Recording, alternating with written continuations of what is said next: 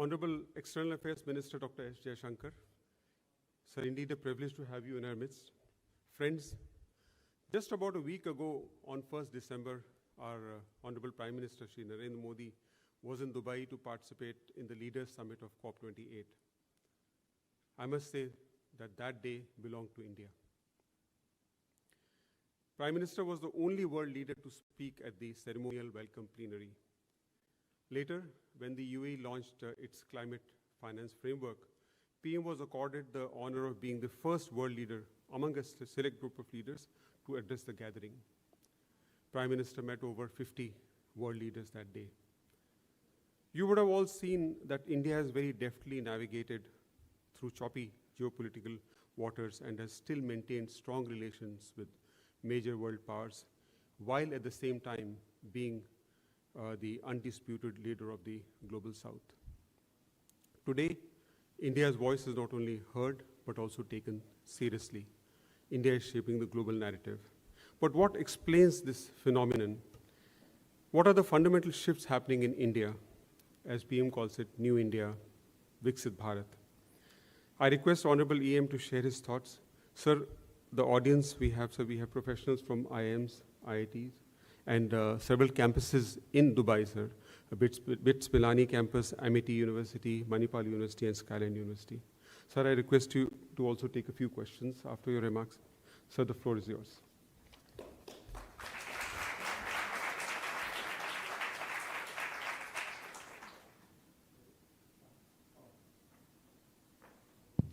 Okay. Just a question. If I go down there, is that easier? Would that be a problem for the camera?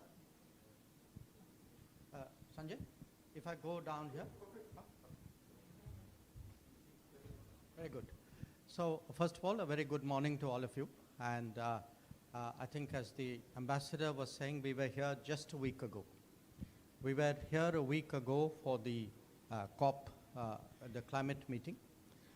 I'm back here today because at this time of the year, every year, the UAE actually hosts a very important gathering of policy makers and thinkers who discuss this region, who discuss West Asia, Middle East.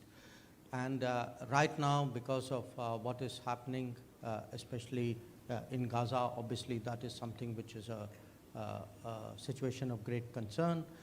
And this meeting for which I came in yesterday, which is carrying on today, is something which is for me a way of connecting with a lot of people who are dealing with the region.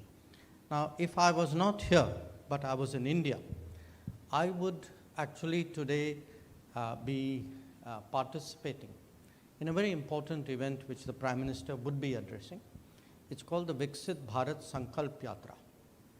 So this is actually an initiative where the progress of the last 10 years, all the schemes, the campaigns, the initiatives of various kinds, they are in a sense being taken to the people to make them understand really how actually the effort has been made to progress the country in the last decade. So you are familiar, each one of you, with each of those campaigns. So probably one which was very early on made famous was Swachh Bharat. Then there was that Beti Padhao, Beti Bachao. There was Digital India. There was Skill India. There was the Awas Yojana, by which actually houses were given to vulnerable low-income people. There was the Anna Yojana, by which every 2/3 of the country gets 5 kilograms of food, which particularly during COVID time was really a lifesaver. There is the Mudra, by which loans are given. A very large proportion of those loans are given to women, who then are actually able to do their business or do something with it which adds to their income. There is a scheme, there is the Jal Jeevan Mission, there is the Saubhagya, which connects up electricity. So now what happens is each one is something you have read in the newspaper. Some of you may have experienced, heard about it in some form. But when you connect each one of these, you get a very different picture. That is today the progress in India. And that progress today is actually the basis for greatness tomorrow. That when we speak about Vixit Bharat, it's an aspiration. Prime Minister is very confident, as are all of we, that in the next 25 years, which is your years. So as people who are now entering your professional life, poised to enter your professional life, India will change in these 25 years. And one part of that change, why today we have many more possibilities, an incredibly complicated thing when you think of 1.4 into 2, in fact, eventually into 3. So, and if you look at it, in fact, this idea that you got vaccinated straight away, got a certification which came on your phone. This was very normal. We were one of the first countries, if not the first, to actually do it.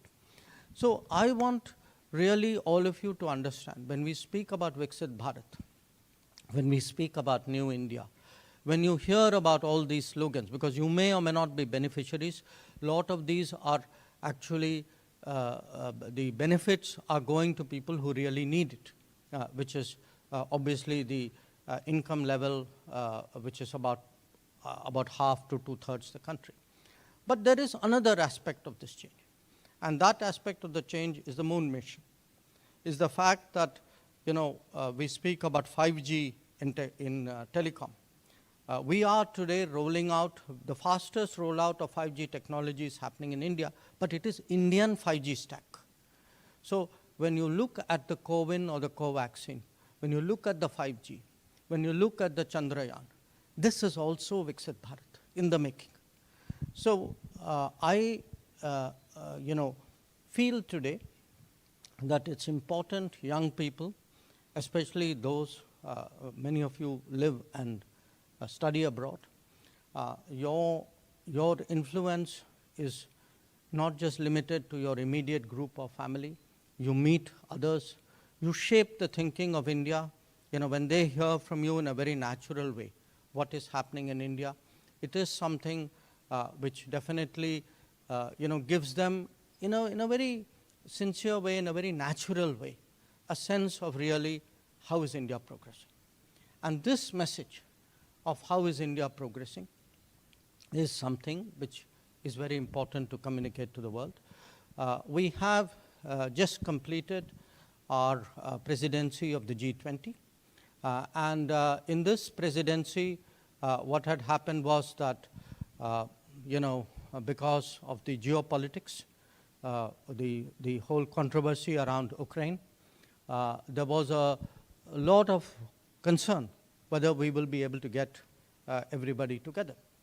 At the same time, there was also worry that the real agenda of the G20, which was helping growth, development, especially helping countries of the developing world, that had got sidetracked.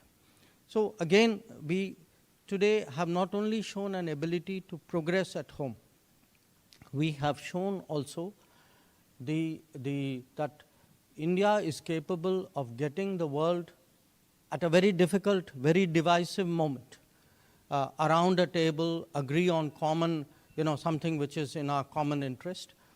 And that too is something which says a lot about India. So what I would like to do, I thought I will just say enough to start you off. I would much rather, hear your issues of interest, and I'd be very, I'll try and do my best in responding. So why don't I stop there and let me open it up.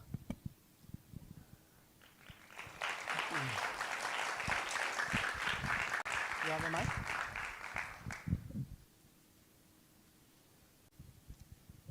Thank you, sir. I'm sure there will have a lot of questions.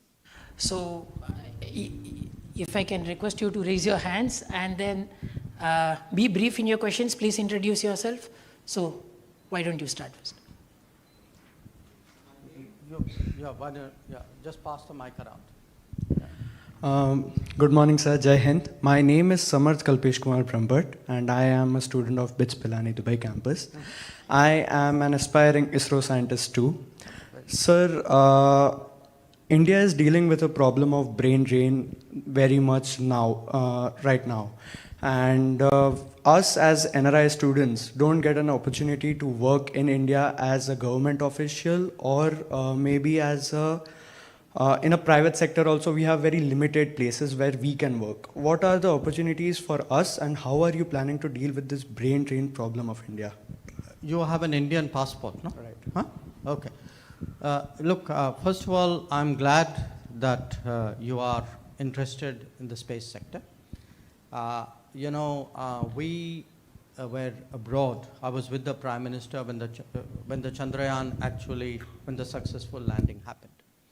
And I can't tell you what an impact it made. There was a BRICS summit going on there. So that evening, actually, just like, as Ambassador said, COP was India's day. That BRICS, when Chandrayaan landed, was also India's day. And I think the world is going to see more of India's days in times to come. But so on our way back, Prime Minister decided that he will fly straight into Bengaluru, and he will meet the entirety of the team which was responsible for it. It was a very memorable experience. I was sitting on the side and watching it. But because I had, when I was earlier in my career, when I was Foreign Secretary, I'd been a member of the Space Commission, I'd taken a certain amount of interest in it, which, a lot of people of my generation have done. Some weeks later, I actually went to this institution which the Department of Space runs in Thiruvananthapuram. It's a well-known institution. They basically produce the, it's the educational stream from which many of the ISRO people are recruited. And for me, what was really impressive was there were students who were, who were actually inventing things and applying things which were actually going into space missions. So it wasn't that you are studying something and one day young person, when you reach that level, you will also be eligible to be considered. Even when they were studying, they were actually their talent, their ingenuity, their innovation was actually feeding into things. So at one level, I was marveling how much the world had changed, because when I was a student, this would have been inconceivable. I was also at another level also impressed that we were giving that kind of resources and giving that kind of encouragement really for this to happen. And to me, that spoke about the self-confidence and actually the new thinking today. When we speak about Vixit Bharat, when we say New India, it isn't just a material progress. People sometimes say, it's all about 8% growth, etc. That's only one part of it. A large part of it is really the deep strengths, the mindset, the innovation, the creativity. How do you energize really a society to think bigger and better? Your question about, if you are NRI, what are the work opportunities? Look, if you hold an Indian passport, you're looking for a work opportunity in India.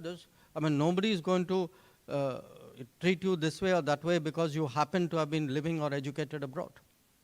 So the opportunities are there. And my own sense is actually different opportunities are there today. 40, 50 years ago, honestly, people said, okay, you are bright, be a doctor, be an engineer, maybe be a civil servant, Today, there is so much more that there is out there, even education. Each one of these streams has itself become much more multidisciplinary and much more diverse. So I would say, when I look at this 25-year period, this Amritkal period, as I said, this is your era. But it is an era where actually our responsibility is to give you that enabling factors And I'm very confident you will handle it in a very different way, because your education, your mindset, your manner of thinking is actually so much, so much more innovative and different, and so much more questioning than it is for us. So do your best. I'm sure you'll find your right landing. Yeah. Lady. Yeah.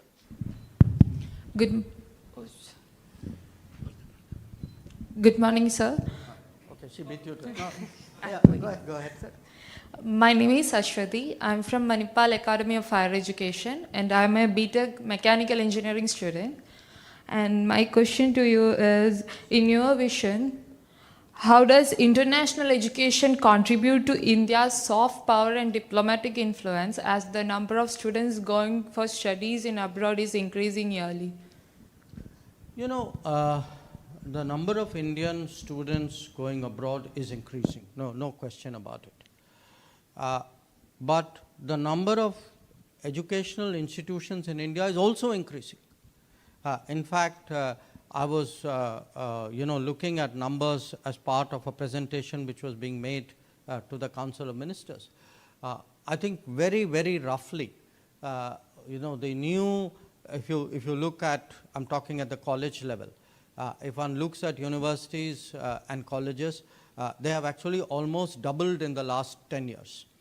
So our challenge today is to deal with a period where that kind of doubling, which should have been happening regularly, which didn't happen earlier, at least now we start closing that kind of gap. So, so one part of the answer is actually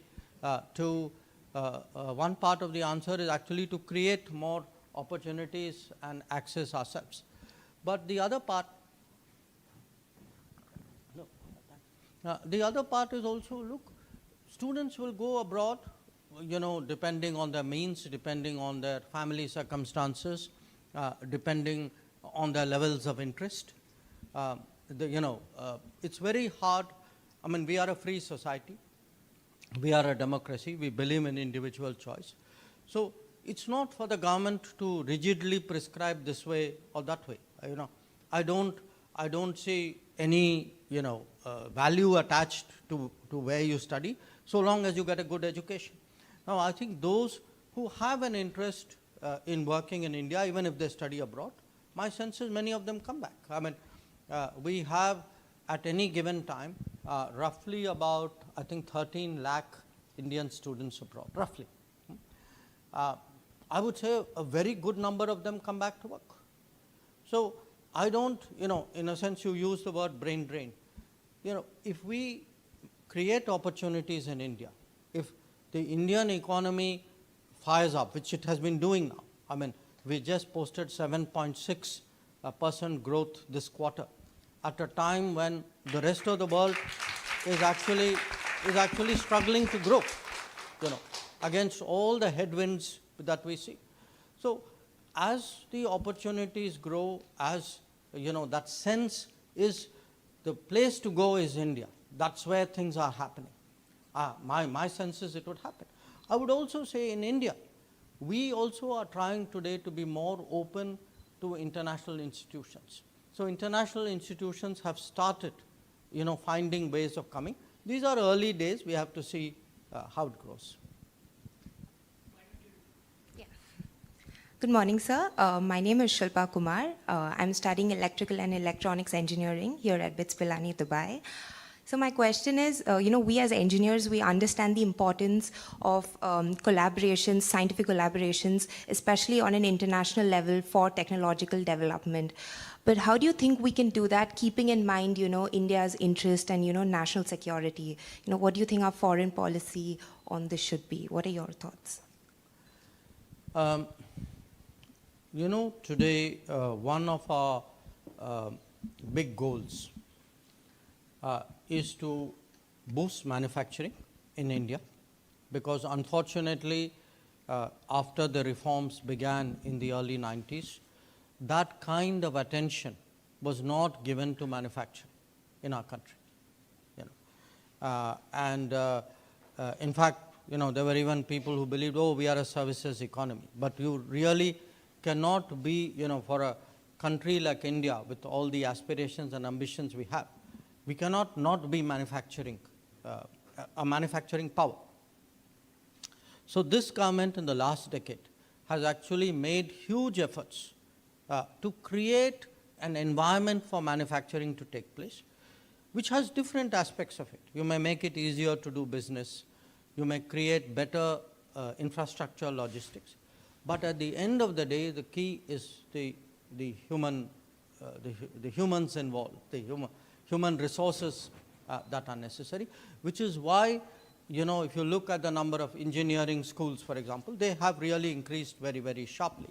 But along with that, initiatives like, the whole skilling program, because that is necessary to boost manufacturing, and the encouragement given to startups and to innovation as well. Now, the future, the world is globalized, okay? Today, one of the problems is there is an over-concentration of manufacturing in one location. Now, the COVID showed that makes the entire world very worried, because if supply chains get interrupted, you are dependent. It's a common sense proposition. None of us in our daily lives would want to be dependent on one source. So there is an opening today in the world. The entire world wants more production at more locations with more supply chains. This is today a new opportunity. But along with that, there are also certain areas like, let us say, semiconductors, or even, any kind of today advanced technology. There are some security, as you said, security sensitivities. So what we do in foreign policy today is to see which countries are we comfortable with, where are joint ventures more easily forged. Sometimes there are regulatory requirements that, some countries or some companies cannot share technology with you unless they get the regulator's approval. So a lot of our job in foreign policy today is actually to support people like you and your current or future employers. That how do we make, be part of a value chain, And there is a lot of interest today when I see how much today contract engineering and contract designing is being done in India. The number of MNCs who are shifting their R&D centers to India. So when you look, today, last few years, we've attracted a very large amount of FDI. But it isn't just the headline numbers. When you actually look what is coming into India, a lot of the world is coming to India because there is talent and skill and competitive spirit in India. And that sense of security and that belief that Indians, we honor contracts, we follow the rule of law. So these are factors in the mind.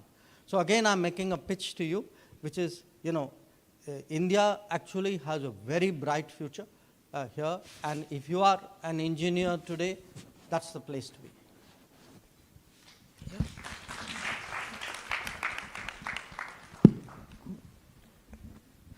Thank you, Dr. Jaishankar, for coming in. My name is Ronald Phillip. I'm an IIM Kozhikode alum, and a book, The India Way. It's a brilliant, I think, exposition of your worldview. I had a personal question for you, on which I hope will help all of us on moving from ideas to action. Because rarely in one's life does one get to expound a new set of ideas and worldview. But even harder is getting to implement it. Mm-hmm. And you've managed to do that. I mean, you've managed to shape your ideas, bring them, but also implement that. So can you just talk about your learning from that and the advice to us who might have some ideas for India and, in our lifetimes being able to implement them? Because you've been able to do that very successfully. Well, in a way, I could say I've been fortunate. But in a way, I could say maybe somewhere, some part of me handled it in a certain way. When I joined the Foreign Service when I was 22. Okay. I did it in a very natural way because I studied international relations. So it started with what you studied is what you practiced. Yeah. And in fact, when I was sitting, I was in two minds to sit for the civil service or not. And my father, who's quite astute, at least where his kids were concerned, he actually simply put this idea saying, look, do you want to keep studying international relations or do you also want to have a shot at doing it? Okay. So he knew which way the answer would be. But what has happened since then, as you practiced it, and this is not just applicable in this job, I would say pretty much any job. Anybody who is doing anything they really, really like, you don't think of it as a job. You don't say, my brain will start working at 9 in the morning and will close at 6 in the evening. It's something which is, if you like it, it's something which is churning in you all the time. And you keep trying, you think about it, you exchange it. It's not even conscious. It's something which is part of you. So then this thing happens, which is you develop ideas about your own line of profession, whatever the line. I mean, you could be a smarter lawyer, you could be a better accountant, you could be a great engineer, a fantastic designer. You're doing your work, but one part of you keeps saying, okay, how do I do better? I mean, in an interesting way, I'm a novice today to my current line of business, politics, okay? So I watch the best in the business, which happens to be the Prime Minister. I keep saying, what makes him different? What makes him different is he's never satisfied with what you got. I mean, you could do the best and he would say, yes, okay, very good. But all the while he's thinking, raise the bar, do more, higher expectation, bigger ambition. Think about it. Could we have done it differently? Could we have done it, more smartly? So it's a kind of, I would say, a drive, and that drive has to have both. You can't have a drive just by doing. You have to have doing, thinking, or thinking, doing in some way, a constant, I would say there's a sort of an auto-correction, self-evaluation. And I think that's really what differentiates the great leaders. And this is how really countries also rise. Because if you can instill this in a mass of people, that if you can make a nation ambitious, a society hungry, and hungry for really doing better, that is really how progress happens. So this is a sort of a small example of one person's effort in one particular line. But I watch it today, all around me. I mean, I look at sports, for example. How, for me, at the end of the day, I'm a competitive person. I like anything which is competitive, and nothing is more competitive than sports. But I look at, how sports works. It's not a game, in that sense. It's serious. It is that striving to do better and better and analyze, every defeat, every victory. Even victories must be analyzed to see, could I have won better? Or what will I do the next time?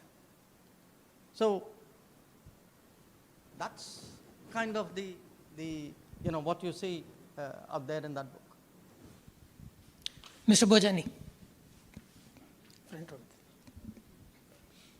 Dr. Jaishankar, it was fantastic what we've heard. And first and foremost, I'd like to take this opportunity to thank you and the Honorable Prime Minister for helping us all Indians living overseas raise our heads and our profiles, because the positioning that you've done for all of us in India is of Indian origin is fantastic. Taking off from that, I have two questions, I'm sorry, or observations. I'll give you one answer. Okay, fine. Okay, then I'll stick to the more critical one, which is dual nationality. Why is India losing the opportunity of letting go? And I'll give the example of one person, as in Ajay Banga. He's got profiles similar to Rajiv or me or others. I'm, by the way, NID Ahmedabad dropout and IIM Bangalore alum. And I've been living in Dubai for 35 years. I've had 3 opportunities to get citizenship here. One 20 years ago, one 4 years ago, and one recently. Recently is last year. And each time the issue was we've had to give up our nationality. There are, I believe, 30 million people of Indian origin all over the world. Going back to the... So I get the point. Yeah. Because the next generation, like Ajay's kids, don't think of themselves as Indians. Sure. No, I get the point. You know, please. I think you have to understand the background, the context in which the nationality or the dual nationality debate unfolded in our country. And it unfolded because if one looked at, you know, we had partition, what was India at, legally speaking, at one point of time, became different countries thereafter. The debate really took a serious form in the 1990s because you had a lot of people go out in larger volumes in the 1980s and early 90s. So it's not like people didn't see the merit of what you're saying. I mean, it's still an ongoing debate in our system. It is that you had to balance off this with the implications of what happens, because dual nationality comes with it's not so easy as just saying people stay connected. There are legal implications, there are economic implications, there are security implications, there are political implications. That if people who live abroad, if they are nationals of other countries, the issue of whether they participate in our political processes or not. Do we want in our political processes, if once you give dual nationality, also people who have other nationalities? So so I would say, I understand why you raised the question. I mean, I must say this is probably the question I encounter most when I go out. It's the one I'm able to answer least, because I can only give you the honest answer, which is, it is still something which is a subject of debate. I think as, I'm kind of building in a sense on your question itself. We're going to see tremendous mobility in the years to come. We're going to see mobility for 2 reasons. One, in India itself, as literacy rises, as education increases, as vocational training goes, as professional, as secondary, tertiary institutions increase, the pool of skills and talent in India is going to grow exponentially. Simultaneously, you're going to have actually a big demographic change, which is already in the making in the world. That a very large number of countries are going to see the populations drop precipitously. And it will drop most of all where young people are concerned. And 3, the kind of world we are heading for, the kind of technology which will be in demand. It's very interesting. As technology advances, the need for human beings actually doesn't go down. It's just that they contribute, they are linked in a very different way. So when we speak today of a more technology-centered society, a knowledge economy, it means actually having people, today everything we do has some kind of, knowledge embedded through a chip in whatever we are doing. That's the kind of world we are heading for. And that world is going to see very many more Indians around. So I see this as a live debate. I wish I had a better, more finite answer than the one I'm giving you, but I think one has to wait and watch.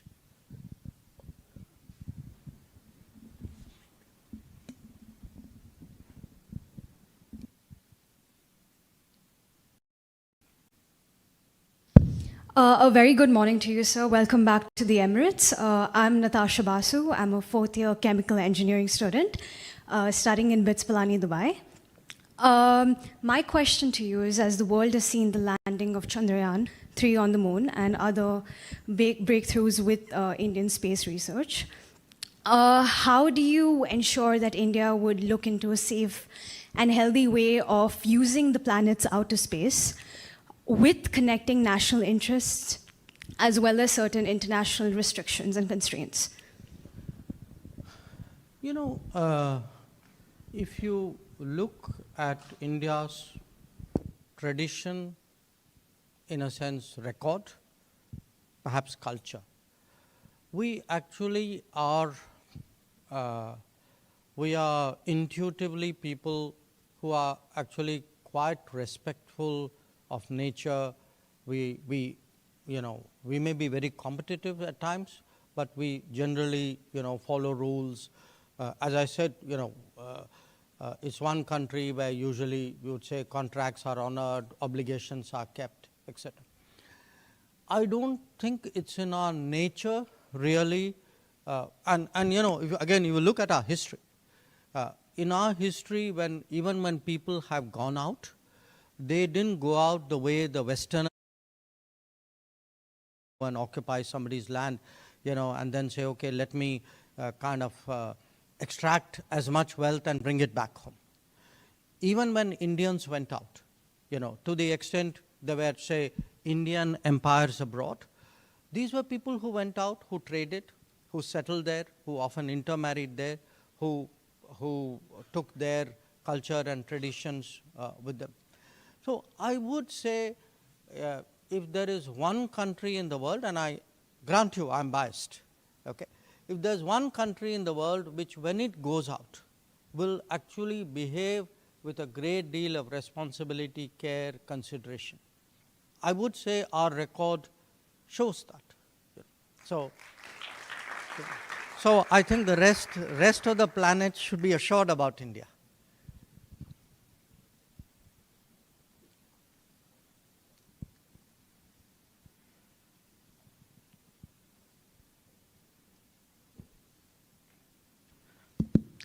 Good morning, Dr. Jaishankar. Sir, my name is Tushar Raja. I am a third-year biotech student from BITS Pilani Dubai campus, and I have one question for you that's related to diplomacy, because that's something I'm interested in. So from whatever limited knowledge I have... You're studying engineering? Yes. Okay. No, good. Don't let that stop you. I was briefly in IIT before I got into international relations. Yes, sir. So from whatever limited knowledge I have, what I've understood is that when diplomats go out there, they have one major rule of thumb. It's that whatever personal bias, whatever personal values, views they have to set it aside, because it is their state's values that come first. Have there been any instances throughout your career as a diplomat where you've had this sort of dilemma between your personal values and the state's values? Have they come into conflict, and how have you resolved such dilemmas? They haven't, but for a very different reason. You see, you start, like any business, you start it from ground up, okay? So first few years, you pinch yourself to say, I'm actually in some form representing India, or I'm part of a team which is representing India, even if you are at the tail end of that team. But just that feeling that, as all my colleagues in any embassy or consulate would have.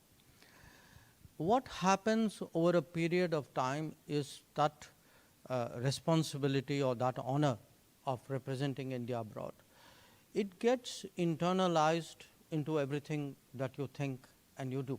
You conduct yourself, you behave, you speak. It's part of your personality. So the kind of contingency which you're talking about, you don't say, this is me and that's the Indian state. Now you are, there's no line there. I mean, it's kind of part of you. So what happens is the two go very smoothly in step. So if you go, for example, say to a new country, at one level, you can say it's you personally. You are trying to learn the language, you are trying to understand the culture, you are making friends, you are trying to create a network. And you have to do all this very, very quickly, because the public or your profession will not wait, doesn't give you that comfort time. The moment you arrive at any embassy or any consulate, they think you are an expert from day one, even though you are desperately reading up and studying up and trying to get a grip on what it is about. But you are doing it in a way for yourself, but at the same time, you're part of a team, you're part of a collective, and you are advancing that collective. So I think it's again, I'm describing you, because you asked me, I'm giving you, the diplomatic profession. But I would say, as a general viewpoint, it's actually part of a team building psyche. That good teams are those teams where you don't think this is me and that's the team. It's the team is you, you are the team. It's like, it's just natural thereafter.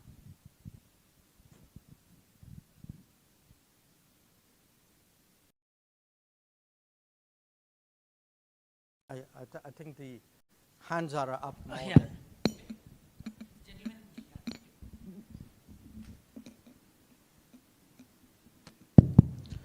Good morning, sir. My name is Vaibhav Shresht. I am doing my Bachelor's of Engineering in Computer Sciences from BITS Pilani Dubai campus. And I'm from Delhi, basically. So, sir, in this era of rapidly advancing technologies, what is the steps that we are taking as a state of India to, to ensure the cybersecurity and to navigate the challenges and the opportunities which are presented by the technologies present? This, in a way, is probably one of the most difficult issues that the world is facing.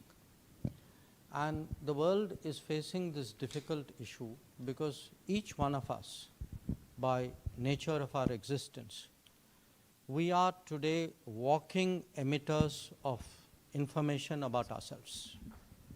That, how we all walk now? We all walk like this. Because all the time we are doing this. And all the time we are doing this, we are saying, there is information, everything you are looking at, everything you are reading, everything you are sending, everything you are buying is information, is some choice, some interest, some part of your personality which is being expressed out there. Now, what it has also done is, it has erased, that sense of that is the world outside and this is my home or my country or my society. Today, a lot of what we say doesn't, there's no national boundary to what you have just searched on your phone, So it is to, and this is actually, the big change which awaits all of us is actually this era of artificial intelligence. And this era of artificial intelligence is created by all of us because we have put our thoughts out there for other people to gather and harness and deploy. So I would say today the whole issue of privacy, of security, of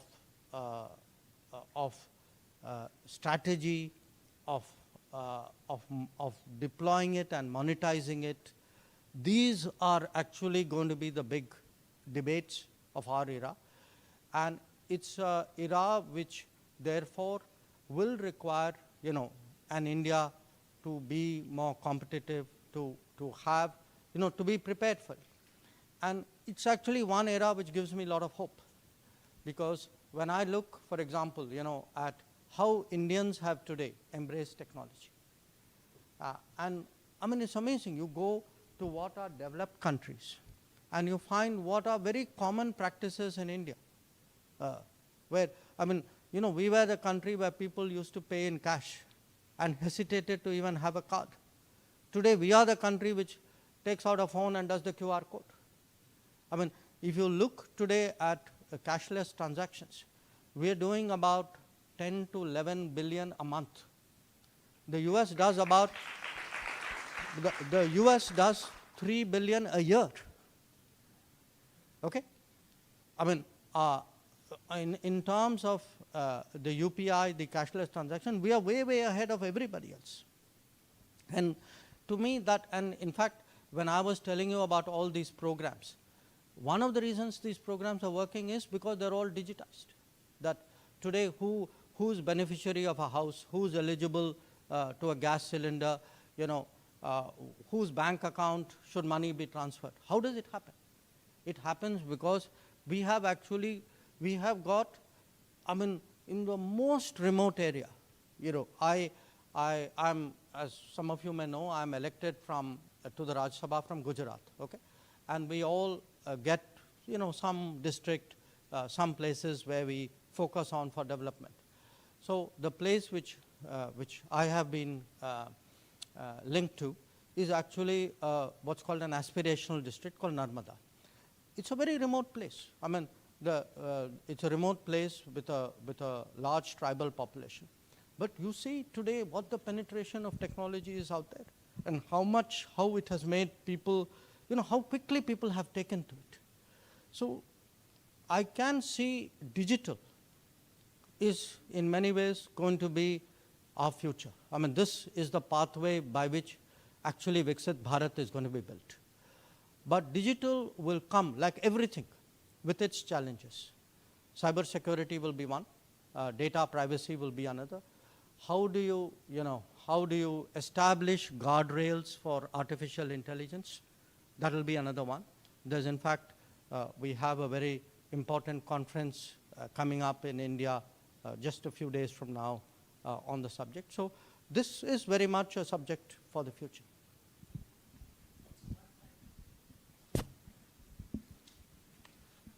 Good morning, sir. I am here representing Amity University, Dubai. And my question to you would be, you as an MP in Rajya Sabha from Gujarat constituency, as you have mentioned, and our Prime Minister as well as our Home Minister, they are also from the Gujarat constituency. Right. So how do you feel surrounded by lots of Gujarati people? Oh, I like it. I like it. You know, it's for me quite interesting because in India, everybody has some friends from every part of India. Okay, so obviously growing up at various stages of my life, we too had families from Gujarat in some way or the other with whom we had family connections. But once I got elected as an, when I went there for election, and after that I go there obviously more often than I go to any other state of India, I find them actually very, for me, a very natural fit, because one, Gujaratis are probably the most global of all Indians. They're very, there's nothing which they're not willing to there's a certain, what would I say, a certain confidence and a certain attitude about them. That they are people, I mean, at a time when actually, India itself had less resources and people didn't have all the conveniences that we have today. There were people who in much tougher circumstances went all over the world, created a global footprint. And there's also a very strong community feeling, among them. Everybody has it in India, but I think Gujaratis have it particularly strongly, in a good way. So I would say it's natural that the foreign minister should also be elected by the state of Gujarat.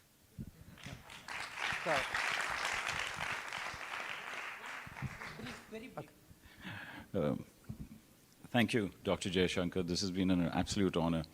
I'm an alum of IIT, and I'm from the 80s, and worked in India, worked outside. But my question is very simple. I believe everything you've said is so good. If I were to underpin this with the central idea, it's actually the world is becoming a preserve of knowledgeable minds, whichever shape or form it is. And if it is indeed knowledgeable minds, and we have the right leadership, which our leader has done, in terms of amplifying the idea of strong India, and of course all the initiatives you have of accelerating them, I think the next challenge is of democratizing this in the minds and hearts of everyone, not just every Indian in the world, but also of people around the world to realize the power of India. And I say this because as products of excellent education from India, when we've been able to go out and do so well, how does the government, how do yourselves and the leaders look at the role of Indian institutions going overseas, just like the US institutions have done so ably and built international standards and strategies and own the minds of knowledgeable people to their advantage. So that, isn't that the time where the Chinese whispers against us gets replaced with Indian whispers in our favor? You know, it's an interesting question, and it's a question which I think many of you should have a stake in that answer. The process actually of Indian institutions going abroad has started. I mean, many of you are products currently of these institutions. I think it will pick up steam. You know, we have an agreement for the first IIT in UAE. We have set up an IIT in Tanzania, in Zanzibar. We have many other, you know, private institutions have had more freedom here. But I envisage a situation, you know, under the new education policy, where there would be much greater this, you know, in and out, you know, foreign universities finding, you know, in some appropriate way, because it has to work for both sides, you know, because at the end of the day, the purpose is a kind of a development education purpose. It is not a business purpose, you know, and so but it cannot be without its business underpinning either. So how to get that balance right? But I do envisage a situation where we will have, you know, more and more Indian institutions going out, and in its own way, more foreign institutions finding collaborative ways of coming into India. And I think that kind of internationalization is good for India. You know, I mean, today when I travel around India, the one message I tell everybody, saying take an interest in the world. Take an interest in the world, because whether you like it or not, the world is going to make a difference in your lives. After all, COVID came from the world somewhere. It took over your life. You know, you may have a conflict. Today there is tension in this region. Tomorrow oil prices can go up. You know, it could be, for many countries, it could be food, it could be health, it could be the daily necessities of life. It could be the quality of your life. But what is happening in the world? It could even be climate. That, you know, a climate event has happened somewhere in the world and your life can be affected. So the more interconnected we get, I mean, we spoke about how digital we are getting. We are also getting more interconnected and interpenetrative and interdependent. So that kind of a world which is going to impact our daily life. So to me, foreign policy is not for me. Foreign policy is for all of you. That your lives will be shaped very much by what is happening in the world. And those of you who have the privilege, the experience, the possibility of actually experiencing the world, you should actually be at the cutting edge of that appreciation and spread it, you know, amongst yourself and also to people you know in India. So with that, I think I have a plane to catch. So once again, I want to say it's been really a great pleasure to meet all of you. Thank you very much, sir, for sharing your thoughts.